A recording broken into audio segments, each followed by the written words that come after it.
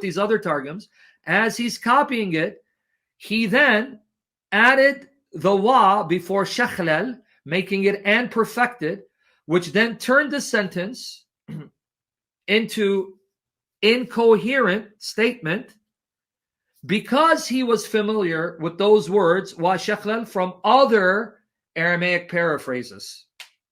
At the end of the day, what this basically means is there is no solid historical, textual, archaeological proof that the original Targum did not have the words Son of Jehovah. But then how do you account for that? Why would a Jew who's not a Christian write that in the beginning, by wisdom, the Son of Jehovah perfected heaven and earth? Why would he write that? He's not a Christian. Well, this is why Peter Schaeffer wrote this book. He's actually making a case, as did Alan F. Siegel, as does Daniel Boyarin, or not Bible-believing Christians, right? Along with Michael Heiser, who is a Bible-believing Christian.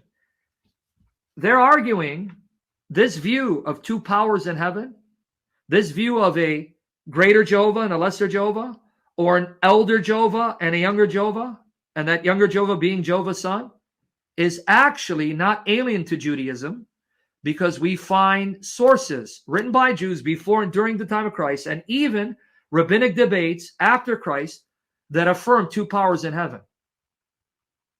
So he's saying, shouldn't be shocking. Once you survey the literature and you read the Jewish sources produced by the Jews before the time of Christ, when they returned from captivity during the Second Temple period, and you read sources contemporary with Christ and after Christ, and he documents it, then you find ample evidence that there was a large segment of Judaism, many Jews, if not most, who believed there were two divine powers in heaven.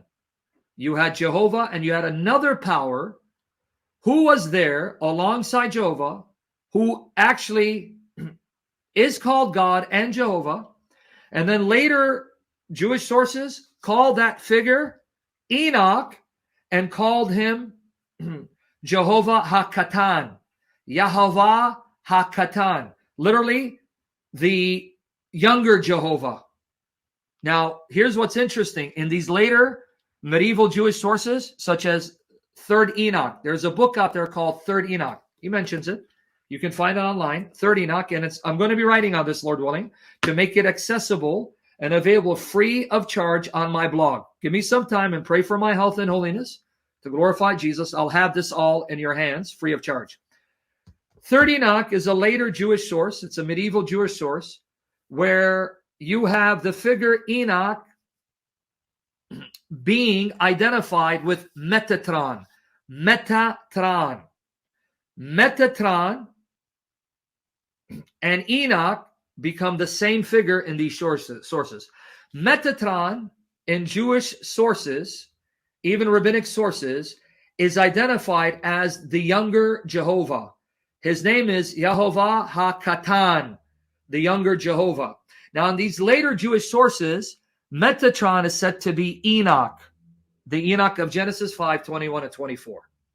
Now, Lord willing, maybe if Al wants me to do a session, we'll explain why these later medieval sources, and even in rabbinic discussions, Metatron, who's called the younger Jehovah, Yahovah HaKatan, that's the phrase, which can also mean the lesser Jehovah, lesser not in the sense that he's quote unquote inferior, although clearly he's subordinate to Jehovah, but that he's younger Jehovah, invested with Jehovah's power and authority, who does virtually everything that Jehovah does. But why these later sources say that Metatron, the younger Jehovah, is Enoch? We can talk about that. But what's the point?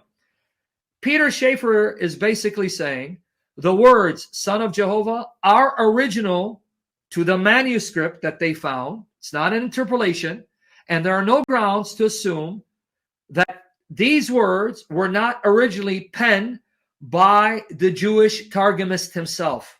So instead of saying it's a Christian redactor who later introduced those words into the text to make it read more in line with Christianity, which then you need to explain how then did the Jews fall for it? Why would the Jews then accept that reading? He says, instead of arguing that, you can make a case that it's the original composer of the Targum who added the words, Son of Jehovah, because he was one of those Jews who clearly believed there were two powers in heaven, Jehovah and this younger Jehovah, who would be his son. And we can elaborate on that, but I want everyone to see the significance of that. Now, let me continue developing this point.